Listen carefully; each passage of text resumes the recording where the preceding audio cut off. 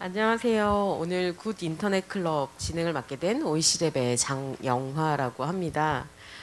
저는 10년 전에 변호사를 그만두고 이제 스타트업 세계에 와서 이제 교육 스타트업을 창업해서 운영하고 있는데요. 그래서 이제 스타트업들이 어떻게 인터넷을 생산의 도구로 사용하는지 이런 과정들을 지켜봐 왔습니다. 그런데 이제 인터넷이 너무나 편리한 우리의 친구가 되다 보니까 우리 아동 청소년이 또 인터넷을 어떻게 효과적으로 활용할지 또 어떤 피해가 있을지에 대해서 부모로서 또 사회 구성원으로서 고민을 많이 하게 되는데요. 오늘은 그런 부분에 대해서 각 분야의 전문가님들을 모시고 함께 이야기를 나누려고 합니다. 네, 전문가라는 타이틀에서 약간 동요가 일어났어요. 네, 전문가로서 이야기하시려고 이 자리에 나오신 거 맞죠? 네, 맞다고 해주세요. 네, 네, 어떻게 보면 인터넷 분야에서 이제 일하시는 분들의 이제 경험과 또 부모이기도 하시니까 함께 우리 모두의 지혜를 모아보는 시간이라고 생각하시면 될 것 같습니다. 먼저 간단한 자기소개부터 시작하도록 할까요? 연구원님부터 해주시면 될 것 같습니다. 켜져 있습니다. 네. 네, 안녕하세요. 정보통신정책연구원 방송미디어연구본부 심홍준이라고 하고요. 네, 저희 회사는 저희 연구원은 잘 알고 계시겠지만 방송통신위원회라든가 아니면 과기정통부 등등과 같이 협업을 하고 우리나라 ICT 산업을 잘 이끌어가기 위해서 정책적으로 일조하고 있는 연구원입니다. 네, 그리고 저의 그 주요 연구 분야는 저 방송 쪽이고요. 방송 미디어 관련된 부분인데 이제 최근에는 AI 커뮤니케이션 테크놀로지라든가 아니면 프라이버시 이런 부분에도 좀 더 관심을 두고 있습니다. 네, 제 소개에서도 말씀드린 바와 같이 제가 과연 이 자리에서 마땅한 전문가인지는 사실 100% 확신이 들진 않습니다만 최선을 다해서 말씀드리도록 하겠습니다. 감사합니다. 안녕하세요. 네, 저는 조금 짧게 하겠습니다. 저는 페이스북 코리아에서 대외 정책을 담당하고 있는 이슬기라고 합니다. 알다시피 저희 페이스북 그리고 인스타그램을 요즘 많이 사용하시는데요. 네, 조금 더 안전한 플랫폼으로 거듭날 수 있도록 저희가 계속 노력을 하고 있습니다. 네, 지켜봐 주세요. 안녕하세요. 저는 틱톡에서 근무하는 유동근이고요. 정책 담당하고 있습니다. 오늘 굿 인터넷 클럽 온라인으로 이렇게 만나 뵙게 돼서 반갑고요. 주제를 오늘 이렇게 좀 하고 무슨 말씀을 드릴까 고민을 많이 했는데 이게 저도 애를 키우는 입장이고 한편으로는 인터넷을 사용하면서 또 인터넷 업종에 종사하고 있어가지고 고민은 되게 많이 하는 분야였긴 했는데 이게 굉장히 좀 어려운 분야라고요. 어떻게 잘 설명을 드릴지 제가 고민이 많습니다. 감사합니다. 방금 자기소개를 통해서 이야기 들으셨겠지만 사실 저희 오늘 명쾌한 답은 이거다라고 답을 드리기 위해서 이 자리에 모인 거 아닌 것 같고요. 함께 그동안의 경험들을 공유하면서 우리 아이들은 또 어떻게 할까? 또 우리 사회를 위해서 다음 세대를 위해서 우리 조금 앞서간 우리들은 어떤 노력을 해야 할까에 대해서 이야기 나눈다고 생각하시면 될 것 같습니다. 마이크가 마이크가 요거 좀 이렇게 제대로 안 되는 것 같은데요. 일단 첫 번째는 아이들이 스마트폰에 아니면 태블릿에 빠져드는 것 같아요. 그래서 이걸 손에 놓지 않는 현상 아마 자녀들 다 키우고 계시니까 공감하실 텐데요. 이 문제에 대해서 부모로서의 시각이 있고 또 전문가로서의 시각이 있을 것 같아요. 예, 이 부분에 대해서는 우리 모두의 공통적인 사안이니까 함께 이야기를 나눠보면 좋을 것 같은데 먼저 상무님부터 해주시면 좋을 것 같은데요. 그 부모로서의 시각이라고 또 말씀하시니까 굉장히 부담스럽긴 한데요. 당연히 저희 애들도 인터넷 관련해 가지고 사용 시간을 굉장히 제어하고 있고요. 조금 다른 밑에 주제에 대해서 죄송합니다. 주제 내려가면 저희 회사에서 제공하고 있는 기능들을 좀 설명해 드릴 수 있긴 한데요. 저희 회사 기능뿐만 아니고 다른 플랫폼도 많이 사용하고 있기 때문에 다른 플랫폼에서 그 제공하는 기능들도 많이 사용해가지고 저희 아이들 그 인터넷 사용하는 거는 많이 제어를 하고 있습니다. 그 사실 이런 제어한다는 표현이 별로 좋지는 않은데요. 그 부모 입장에서는 그렇고 또 한편으로는 보면은 인터넷을 어떻게 활용할까에 대해서 고민이 굉장히 많이 되고 이제는 그 이런 역기능보다는 어떤 순기능을 많이 활용할까. 더군다나 지금 아이들도 이제 학교를 못 가는 편이고 그리고 또 그 집에서 이제 태블릿을 가지고 이제 애들이 다 공부를 하다 보니까 애들도 이제 인터넷 환경과 이 태블릿 환경이 굉장히 익숙해지는 것 같아요. 그래서 자기들이 적당하게 이렇게 조절할 능력도 마찬가지로 생기는 것 같고요. 그 이제 회사나 아니면 사회나 정부 차원에서 이런 순기능을 갖다가 어떻게 적극적으로 활용할까 이런 고민에 대해서 고민을 좀 많이 해야 될 상황이 아닐까.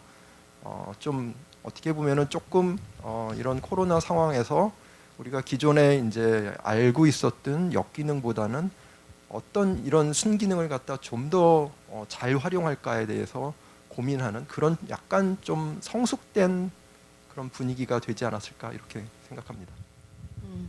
이 질문이 너무 어렵기도 한 것 같아요. 그래서 사실 요건 이제 이슬기 부장님께는 조금 바꿔서 그냥 아동 청소년들이 이제 많이 노출될 수밖에 없긴 한데 혹시 조금 긍정적으로 활용되는 사례나 아니면 그 장점이랄까 이제 과의존이라고 이렇게 우리가 표현하면 질문에 너무 이제 부정적인 의미가 담겨 있는 것 같아요. 그런데 어떻게 보면 조금 생산적으로 사용될 수 있는 가능성도 있는 거고 특히 이제 인스타 같은 경우에는 청소년들의 경우에는 소통의 통로 또 자기 개성의 표현으로 사용되고도 있어서 조금 다른 측면으로 이야기를 해주셔도 될 것 같아요. 뭐 과몰입을 가지고 저희가 이제 패널분들이 다 동일한 이야기를 하는 것보다는 인스타의 경우는 좀 긍정적인 부분이 있으니까 그 이야기에 대해서 그 부분에 대해서 이야기해 주시면 어떨까 싶습니다. 네, 저도 사실 유상무님 말씀에 100% 동감을 했고요. 사실 지금 중요한 건 과몰입, 그러니까 얼마나 시간을 보내느냐가 중요한 게 아니라 어떻게 시간을 보내느냐가 사실 더 중요한 것 같아요. 그래서 아까 말씀하셨듯이 순기능이 굉장히 많은데 뭐 요즘에는 뭐 인스타 뭐를 통해서도 뭐 교육이나 전문성을 다 기르기도 하고 또 뭐 창조적인 막 이런 재능을 많이 뽐내기도 하잖아요. 근데 또 가장 요즘 인스타나 이제 페이스북을 제가 이제 담당을 하면서 느끼는 건데 그 온라인 상에서 관계를 구축하는 상황이 괜히 많아지더라고요. 근데 그게 굳이 나쁜 관계만이 아니라 굉장히 생산적인 관계의 구축으로도 이루어질 수가 있거든요. 그리고 이제 특히 또래 친구들 같은 경우는 지금 현재 뭐 밖에서 만날 수 있는 경우가 많이 없다 보니 온라인을 통해서 이제 사회성을 기르기도 하거든요. 그래서 이럴 경우에 이제 여러 툴을 좀 사용을 해서 이제 좀 더 긍정적인 사용을 좀 더 이렇게 장려를 할 수 있을 것 같아요. 그래서 예를 들어서 저희 인스타그램에서는 뭐 이제 소요 시간, 본인의 시간을 이제 좀 트래킹할 수 있는 그런 툴이 있다든지 아니면 내가 이 시간 뭐 예를 들어서 밤 몇 시, 7시부터 9시까지는 이제 인스타그램을 사용하지 않아야지라고 이제 알람 기능을 또 설정을 할 수도 있고 제한 기능을 또 설정을 할 수가 있거든요. 그래서 본인 스스로 이제 좀 컨트롤을 가지고 그런 제어 기능을 적절히 사용하다 보면 자연스럽게 또 좋은 이런 관계 구축이라든지 친구들과 좀 더 활발하게 사회성을 키운다든지 이런 면이 조금 더 잘 부각이 될 것 같습니다. 연구위원님께서 조금 더 이제 정책적으로 바라보는 부분 그리고 우리 이제 미래 세대들이 인터넷이 너무나 이제 자유로운 환경에서 이걸 어떤 방향으로 이제 활용하면 좋을까에 대한 이야기를 해주실 수 있을 것 같은데. 네, 너무 질문 어려워졌나요? 네, 질문이 좀 갑작스레 네, 방향이 좀 바뀌는 바람에 제가 생각하는 것과 조금 많이 다른데요. 뭐, 그냥 인트로 질문으로 생각하시고 네, 너무 이제 네, 과의존이라고 해서 네, 이제 부정적인 우리가 뭔가 음. 질병을 대하듯이 이렇게 이제 정의하기보다는 어쨌든 우리는 인터넷이라는 이제 그 환경에서 아이들이 많이 노출될 수밖에 없고 수많은 서비스 또 뭐 이제 들을 이용하게 되는데 그런 환경에 대한 이제 부정적인 측면도 있지만 또 알겠습니다. 긍정적인 측면도 있어서 그거에 대한 그냥 인트로의 의견을 알겠습니다. 해주시면 될 것 같습니다. 먼저 저희가 이제 통상 이제 아이들이 이제 과의존하는 부분에 있어서 저희가 문제점을 애들 스스로에게 찾는 것 같아요. 근데 사실 그건 좀 잘못된 것 같고 어떻게 보면은 아이들이 그렇게 된 데에는 부모의 탓이 더 크지 않나 라는 생각을 좀 많이 해보거든요. 그러니까 이를테면 그런 거죠. 어릴 때 아이들이 이제 식당에 들어가면은 보통 이제 저희가 자연스럽게 핸드폰을 지워줍니다. 왜냐하면 그렇게 함으로 인해서 어른들도 이제 자기 나름의 시간을 가질 수 있고 좀 더 편안하게 식사도 할 수 있고 나름의 이점을 갖는 부분이 있거든요. 사실 그렇게 되면은 아이들은 그게 되게 자연스러운 자기의 일종의 습관이 되고 학습이 되는 것이죠. 그러면서 이제 어떤 습관과 학습이 돼버린 아이들한테 그거를 못하게 하는 거는 마치 저희가 어떤 안 좋은 습관을 좀 힘겹게 끊게 만드는 그런 부분이 있는 거거든요. 그래서 제가 생각했을 때는 아이들이 인터넷에 뭐 지나치게 많이 의존한다 뭐 이런 부분에 저희가 천착하기보다는 기본적으로 아이들에게 저희가 어떠한 방식으로 제공할 수 있는 부분이 무엇인지 특히나 이제 저희가 그런 부분을 얘기해 볼 수 있을 것 같습니다. 아이들에게 명확한 어떤 목표와 그리고 어떤 동기를 심어주는 거. 그러니까 아이들이 습관적으로 핸드폰을 손에 드는 게 아니고 아이들이 필요에 의해서 핸드폰을 손에 들게끔 만드는 게 좋을 것 같습니다. 이를테면은 아이들이 보통 이런 식인 거죠. 일단 핸드폰이 앞에 있으니까 핸드폰을 쥐고 그 다음에 무엇을 할지를 생각을 합니다. 사실 그게 아니라 그건 이미 이제 아이들한테 이제 습관이 됐다는 얘기죠. 그게 아니고 아이들이 명확하게 어떤 목적과 필요에 의해서 그걸 손에 쥐어줘야 되는지 미리 아이들에게 인식시켜줄 필요가 있을 것 같고요. 네, 그렇습니다. 그 정도 해드리겠습니다. 사실 첫 번째 질문은 어떻게 보면 지금 저희는 이제 인터넷을 통해서 아이들이 이제 수많은 시간들을 노출될 수밖에 없는 환경이다라는 걸 인정하고 그러면 이걸 어떻게 효과적으로 조금 더 유익한 방향으로 활용할 수 있을까 고민해야 하는 시대를 살고 있다. 이런 문제의식을 저희가 함께 하고자 했던 거고요. 앞으로 다른 질문들을 통해서 계속 조금 더 현명한 지혜를 모아가 보도록 하겠습니다. 가장 우려하는 부분이 이제 중독과 유해 컨텐츠에 대한 노출인 것 같아요. 네, 이 부분에 대해서는 정책적으로 그 유해 컨텐츠 차단에 관련된 부분도 지금 많은 노력들이 이루어지고 있는데요. 어느 정도 나이가 이제 스스로 판단할 수 있는 나이가 된 경우에는 교육이나 이런 부분들로 우리가 해결할 수 있지만 그렇지 않은 연령대는 조금 더 걱정이 많이 되는데요. 혹시 연구위원님께서 이제 이 부분에 대해서 혹시 이 부분은 오히려 이제 지금 우리 산업 현장에서 일어나고 있는 하고 계시는 노력들을 좀 먼저 알려주시면 좋을 것 같아요. 유해 컨텐츠 차단에 대한 노력들. 제가 먼저 말씀을 네. 드리면 결론적으로 보면은 오늘 주제가 이제 아동 청소년을 위한 선한 인터넷 사용법인데요. 인터넷뿐만 아니고 모든 게 마찬가지인 것 같아요. 이제 아동 청소년 이렇게 얘기를 하면 부모님과 학교와 그리고 또 공동체의 관심 그게 제일 중요한 것 같고요. 그거를 어떻게 구현할까는 저희 같은 이제 플랫폼 업체의 역할이 분명히 존재하고 있습니다. 그래서 저희 회사는 기본적으로 14세 미만자는 일정한 그 절차를 거쳐서 이제 가입이 안 되게 돼 있고요. 16세 미만에 대해서는 또 메시지를 보내지 못하게 이렇게 이제 해놓고 있는데 이런 그 청소년과 아동에 대해서 안전에 대해서 인터넷상의 안전에 대해서 틱톡 내에서의 기능이 제 기억으로는 거의 한 달에 하나씩 정도씩 계속 새로운 기능이 생겨요. 그러니까 다시 말씀드리면은 기업들도 단순히 뭐 물건을 팔고 수익을 올리는 거에 머물지 않고 그 장기적인 관점에서 이런 그 인터넷 안전에 대해서 엄청나게 투자를 하고 있다는 점을 말씀드리고요. 제가 처음에 이제 관심을 말씀드렸는데 청소년들이 보고서 자기 그 플랫폼을 컨트롤할 수 있는 기능이 굉장히 많이 있습니다. 그래서 그거를 갖다가 제가 뭐 그 가져오기는 했는데 다 설명드리긴 그렇고요. 그리고 또 다 아시는 기능들이에요. 그런 거를 갖다가 청소년들이 실제로 사용하도록 이런 게 좀 하는 게 중요할 것 같고요. 또 다른 거는 이제 부모님, 청소년을 대상으로 가지고 계신 이제 부모님께서는 저희 회사가 세이프티 페어링이라는 거를 이제 그런 피처가 있고요.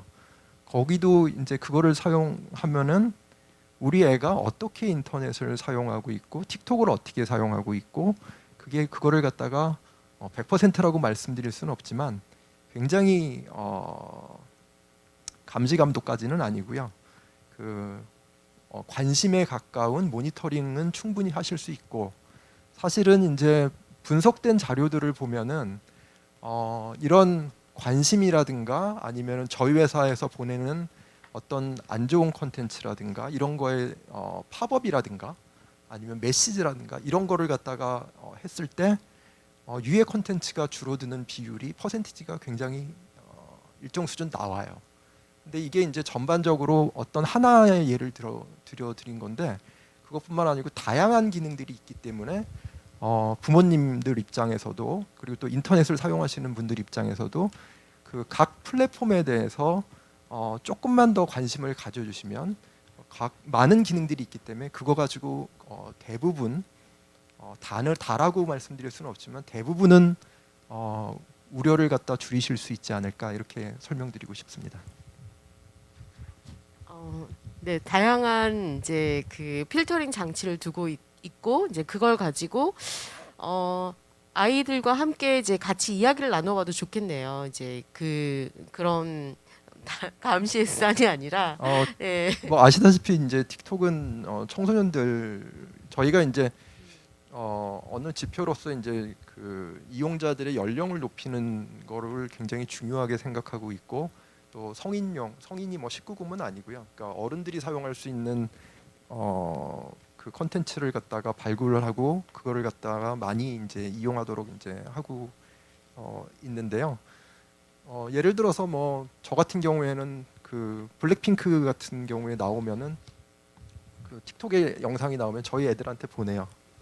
그럼 애들도 뭐 실제로는 애들 마음은 어떤지 모르겠지만 아빠가 관심을 보여주고 애랑 대화를 하는 모습이고 뭐 그리고 또 그 연이어서 그러면은 뭐 각각 멤버들에 대해서 어떤 일이 있다 이런 것도 지금 소통이 되거든요. 그래서 그걸 조금 그런 식으로라도 이제 플랫폼을 좀 활용해 주시면 이제 사춘기 애들이라든가 네. 뭐 저희 큰애는 중3인데요. 네네. 예, 그런 민감한 애들하고 이제 대화를 하는 좀 좋은 수단이 되더라고요. 네, 맞습니다. 저희가 좀 부정적으로 계속 이제 유해 컨텐츠를 차단하는 측면으로만 너무 국한하기보다는 좋은 컨텐츠를 같이 공유하고 대화하는 수단으로 이제 활용해봐도 좋을 것 같다는 생각이 들고 어쨌든 틱톡이라는 서비스 자체에서도 청소년을 보호하기 위해서 여러 연령이나 이제 이용상의 여러 가지 장치들을 두고 있다는 이야기를 해주셨는데요. 우리 특히 이제 페북과 인스타에서도 같은 고민을 많이 하셨을 것 같아요. 네, 맞아요. 그래서 일단 틱톡과 마찬가지로 저희도 14세 미만은 가입이 불가하고요. 이제 그런 안전한 플랫폼을 구축하기 위해서 저희가 이제 여러 측면에서 노력을 하고 있는데 우선 저희가 이제 그 커뮤니티 가이드라인이라고 해서 저희 이제 그 청소년을 보호하기 위한 그리고 이제 그 페이스북이나 인스타그램에 올라오는 모든 컨텐츠에 이제 해당하는 저희 규정이 있는데 그 안에서 이제 청소년 관련해서 굉장히 이제 좀 보호를 많이 하고 있어요. 그래서 일단 AI나 머신러닝을 통해서 그 커뮤니티 가이드라인에 위배가 되는 그런 컨텐츠들은 바로 삭제를 하고 있고요. 아동 성착취물이라든지 아니면 아동 성착취물이라든지 아니면 노출 뭐 컨텐츠라든지 이런 부분은 저희가 즉각적으로 삭제를 하고 이게 다시 재공유가 되지 않도록 저희가 또 노력을 하고 있고요. 또 이제 요즘 그루밍 문제가 또 심각하잖아요. 근데 그루밍 위험성이 있는 어카운트들은 저희가 먼저 프로액티브하게 이제 서치를 해서 그 어카운트를 바로 삭제시켜 버리고 있습니다. 그리고 또 이용 청소년이 이제 스스로 자기가 이제 누구와 관계를 맺을지 그리고 어떤 대상에게 이 자기의 그 컨텐츠를 공유할지 등을 다 설정할 수 있는 기능이 있고요.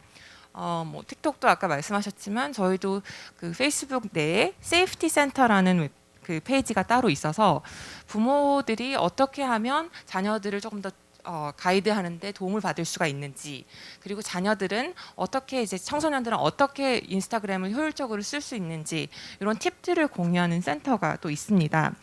그리고 National Center for Missing and Exploited Children이라고 하는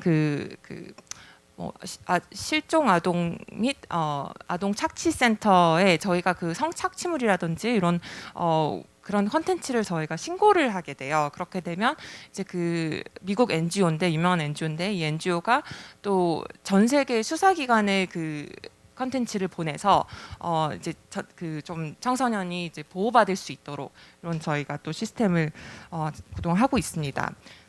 그리고 또 마지막으로는 이제 디폴트 세팅으로 이제 18세 미만은 본인이 이제 로케이션이나 이런 거를 공유를 했을 때 아예 그 18세 미만은 이게 공유를 할 수 없는 그런 시스템을 만들었고요. 또 청소년들이 이제 본인의 이제 주소라든지 생일이라든지 뭐 이런 학교라든지 이런 좀 자세한 정보를 공유했을 때는 이게 타인이 서치를 못하도록 그런 기능을 다 저희가 만들었습니다. 저희가 인터넷 사용을 막을 수는 없으니 이렇게 다양한 장치들이 있다는 걸 이제 인지하고 조금 더 효과적으로 그리고 안전하게 이용할 수 있도록 지도하는 것도 또 부모로서 또 조금 앞서 이제 인터넷을 이용한 선배로서 해줄 수 있는 또 하나의 현명한 장치인 것 같아요.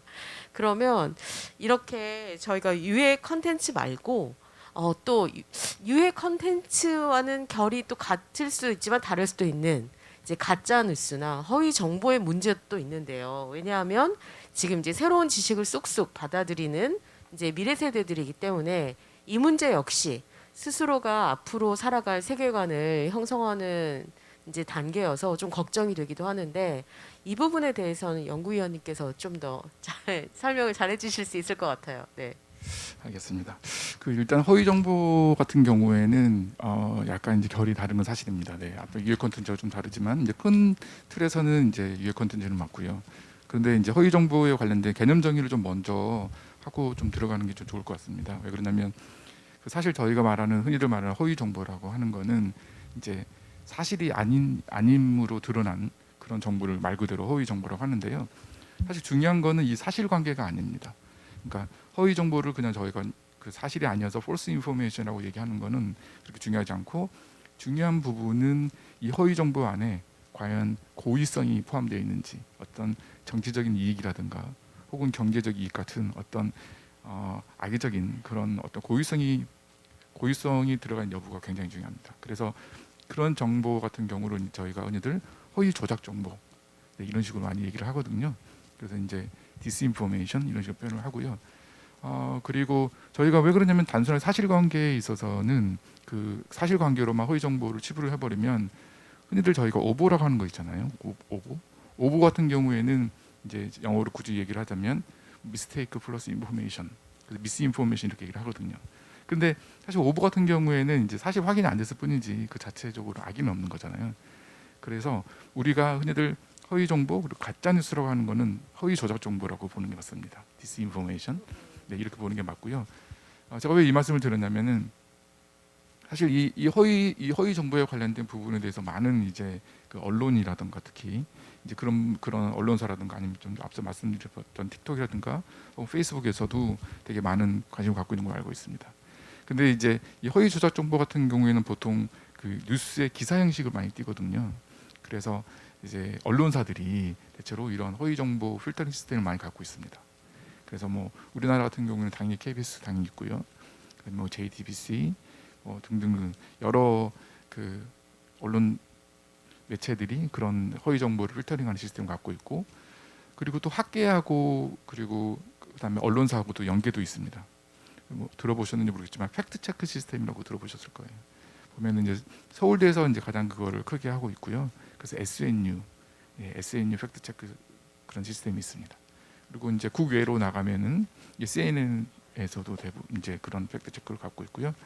그다음 국내로 다시 들어왔을 때 아까 좀 전에 이제 페이스북 얘기해 주셨는데, 이제 페이스북은 이제 유해 정보 콘텐츠 말고 이제 허위 정보 측면에서 좀 얘기를 해보면 더 잘 알고 계시겠지만, 일단 페이스북은 페이스북 그룹이라 그러잖아요. 그래서 이제 페이스북뿐만 아니라 페이스북, 뭐 인스타그램, 그 다음에 또 페이스북 메신저 등등 이렇게 광고 보면 그룹으로 되어 있는데, 이제 각각의 그 그룹에 따라서 또 왓츠앱도 있습니다.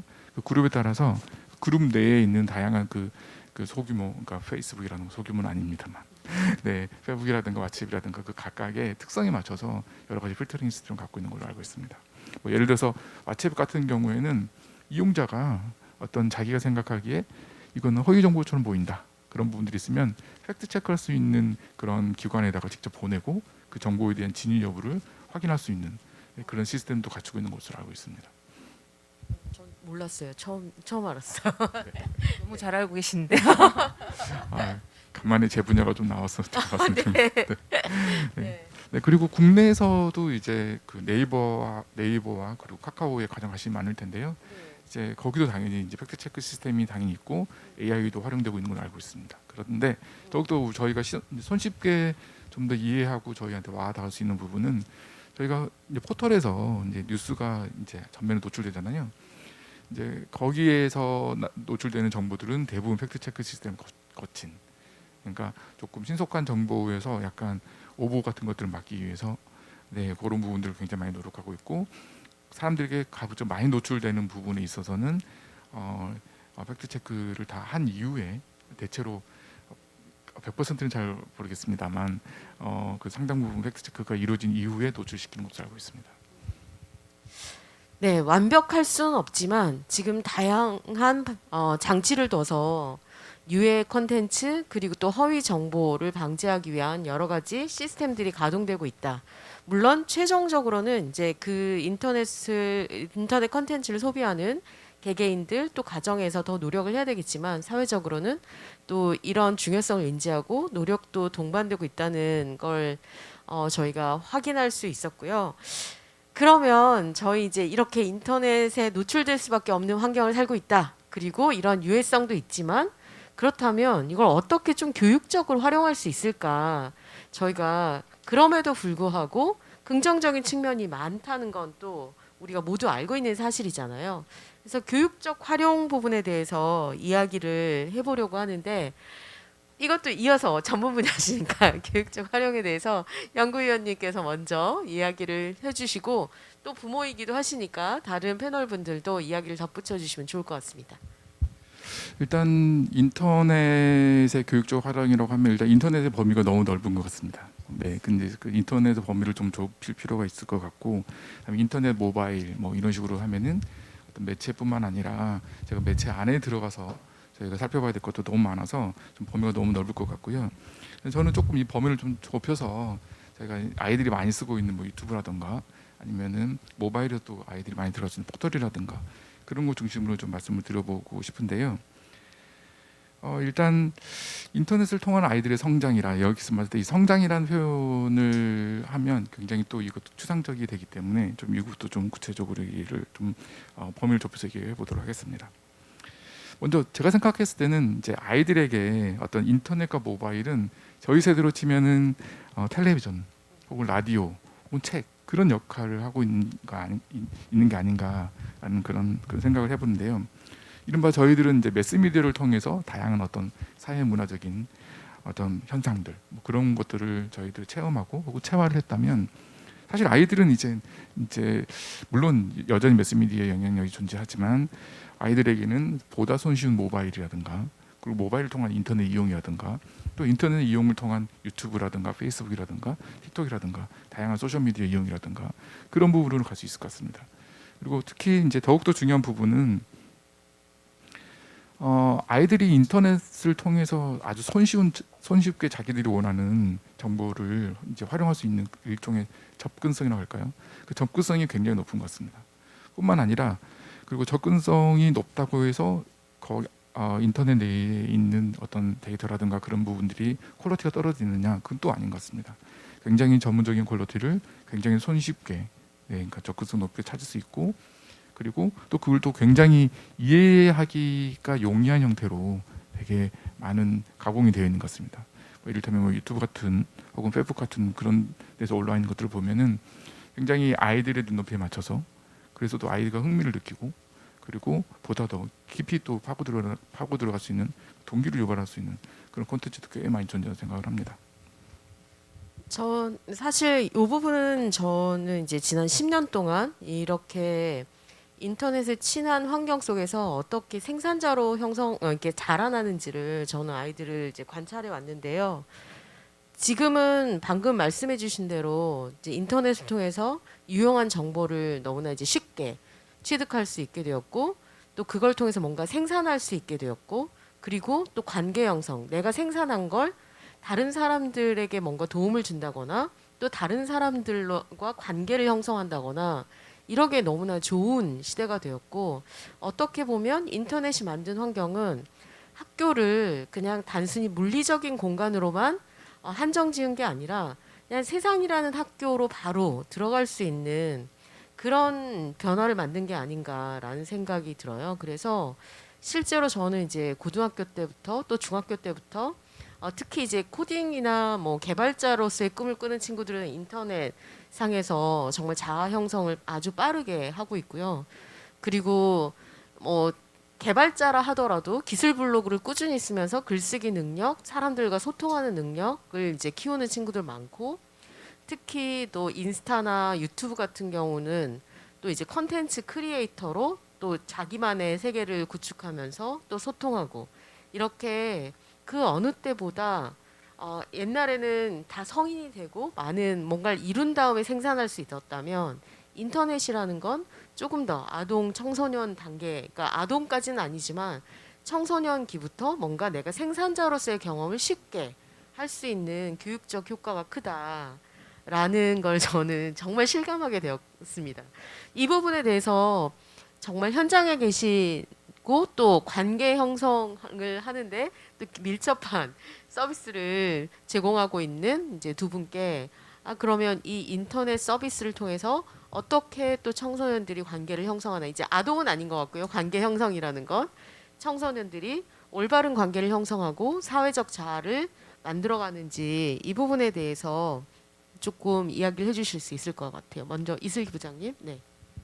네, 그래서 좋은 관계를 구축하기 위해서는 이제 부적절한 관계라든지 이런 좀 나쁜 관계를 좀 피해야 되겠죠. 그래서 부모님들이 일단은 자녀들에게 그 오프라인과 동일한 원칙이 적용된다는 거를 주지시킬 필요가 있는 것 같아요. 그래서 예를 들자면 뭐 낯선 사람과는 교류를 하지 말라든지, 아니면 좀 불편한 상황에 처하게 됐을 때는 믿을 수 있는 어른에게 바로 얘기를 해달라든지, 이런 원칙들을 먼저 얘기를 해주는 게 굉장히 중요할 것 같고요.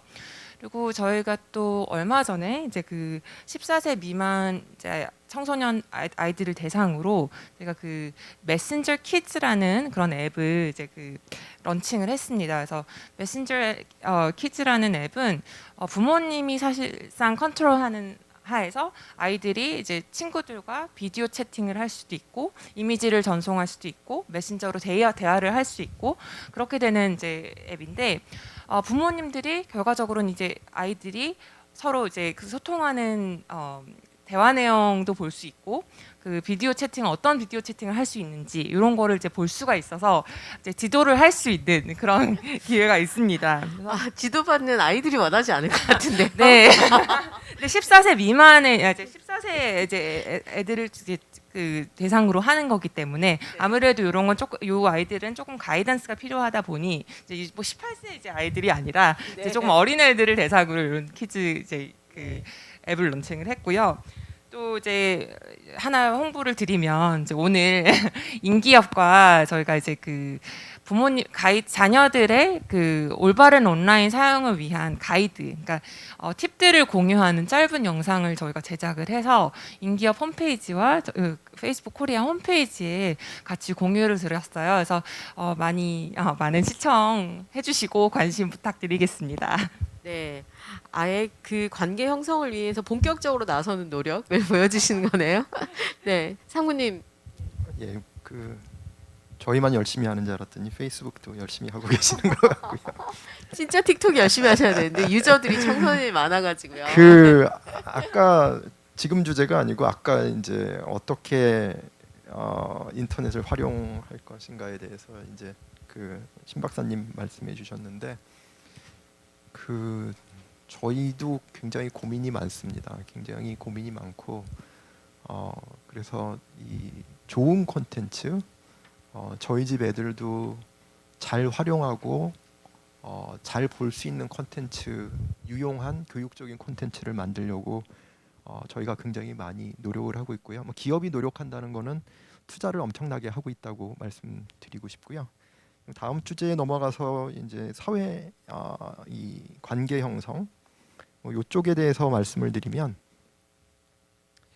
그 이제 약간 문제를 해결하는 거에 대해서는 저희가 기능을 뭐 100%는 아니지만 기술적으로 엄청나게 제공하고 있다고 이해해 주시는 게 맞는 것 같고요.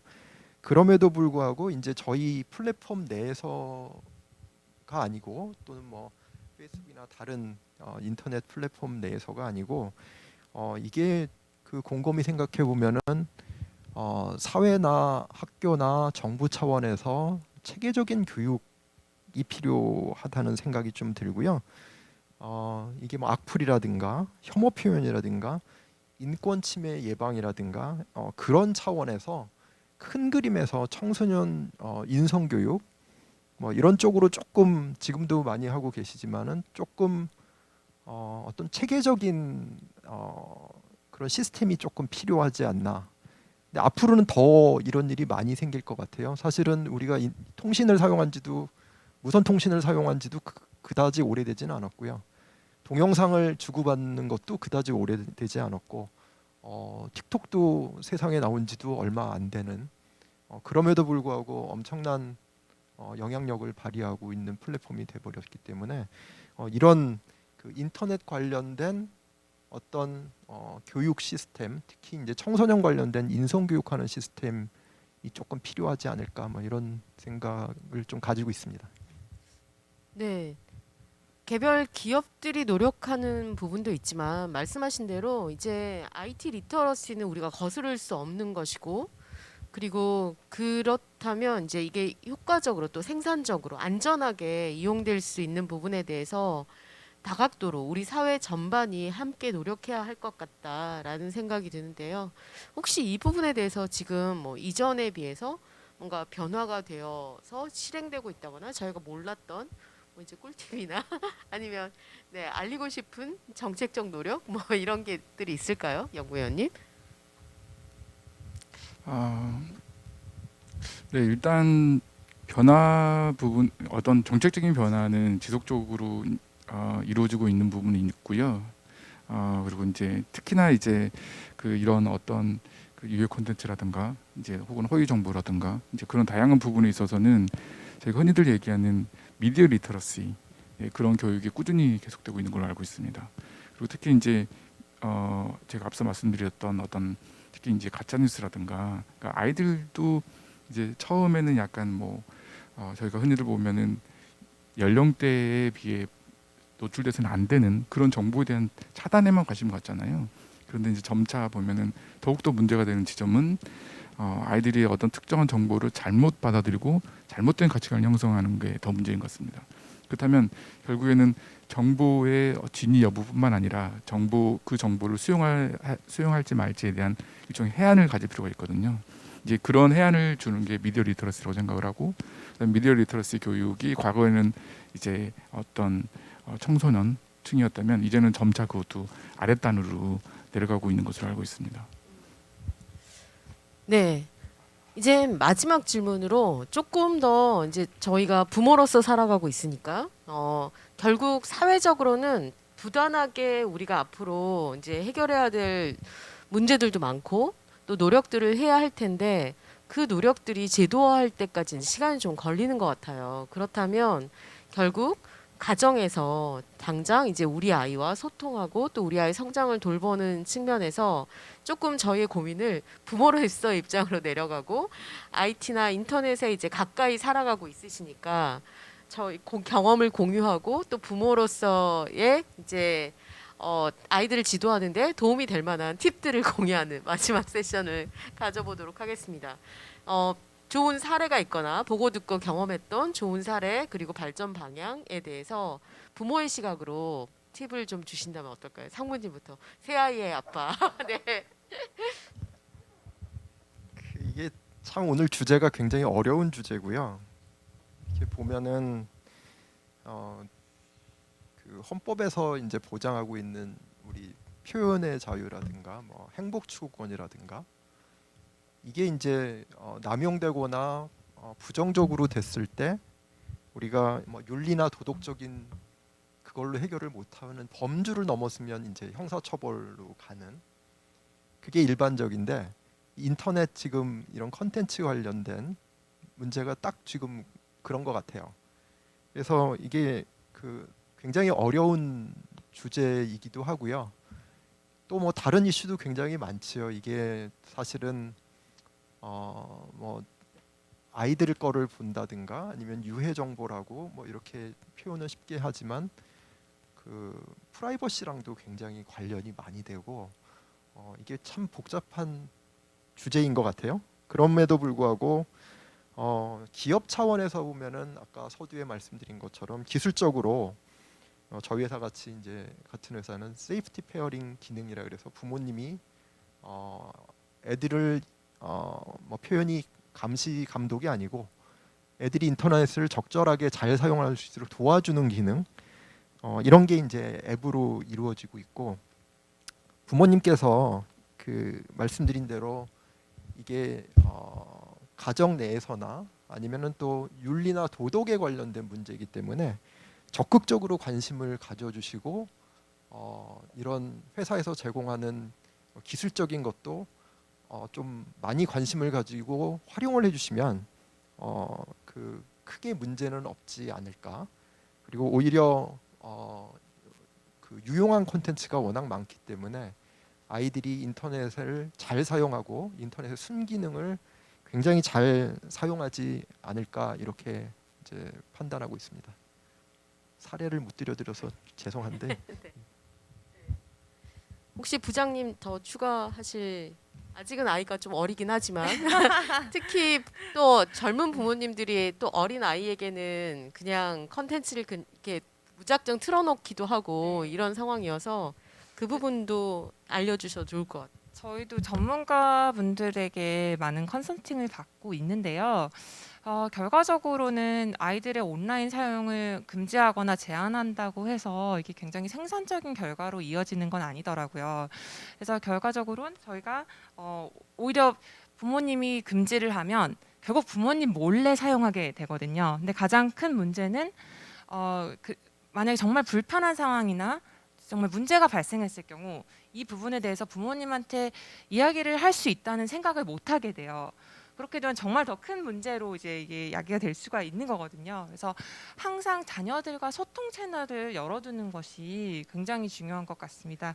그래서 이제 뭐 상무님께서 말씀하셨듯이 아이들이 온라인에서 뭘 보는지 관심을 가지고 같이 얘기를 하고 그러면 사실상 더 큰 유대 관계를 저희가 더 갖게 될 수 있거든요. 그래서 그런 부분을 조금 더 부각이 됐으면 좋겠고 또 다른 전문가 추천은 이제 가족들이 토의를 하면서 어느 정도의 시간대에 어떻게 인터넷을 쓰는 것에 동의를 하는지 가족 간 합의를 하는 것도 좋은 방안이라고 얘기를 하더라고요. 그래서 그런 방법도 이제 추천을 드리고 마지막으로는 결과적인 좋은 롤 모델이 돼야 되는 것 같아요. 근데 저부터 반성을 해야 되는 부분이 항상 집에 오면 저도 휴대폰부터 보고 있거든요. 근데 그걸 보고 아이가 똑같이 배웁니다. 그래서 결과적으로 부모님이 좋은 롤 모델이 되는 것이 가장 좋은 방법인 것 같습니다.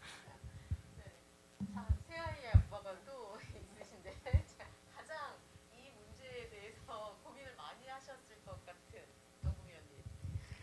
네, 다양한 고민 끝에는 결국 아이들을 믿어야 되겠다는 그런 결론을 도달하게 되더라고요. 그러니까 저희가 아무리 통제하고 그리고 못하게 말려도 그는 일시적인 효과는 분명히 있습니다. 그런데 오히려 갈등의 골은 더 깊어져서 방금 설계님께서 말씀해주신 바와 같이 네, 나중에 더욱 통제가 안 되고 그다음 저희 몰래 하게 되고요. 네, 그래서 더욱 더 걷잡을 수 없는 그런 상황에 이르는 경우가 많았고요. 결국 아이들은 또 저희가 생각하는 것보다 훨씬 더 똑똑한 것 같습니다. 훨씬 똑똑하고 또래 집단으로부터 자기네들끼리 만들어낸 나름의 규범이 있어서 그 선을 많이 넘으려고는 하지 않고요. 그래서 그런 의미에서 저희도 훨씬 똑똑하고 더 많이 알고 있고, 네, 그래서 끝까지 믿어보고, 네, 그리고 지켜봐 주는 것이 결국에는 원론적인 얘기입니다만, 네, 저는 그렇게밖에 답을 드리기 어려울 것 같습니다. 원론적이지만 너무나 맞는 이야기이시고요. 저희가 인터넷이라는 주제로 이야기를 했지만 결국 자녀 교육으로 가면 신뢰로 가는 것 같아요. 결국 얼마나 관계가 좋으냐, 얼마나 사이가 좋으냐, 얼마나 믿고 나의 고민을 이야기할 수 있느냐의 문제이고요.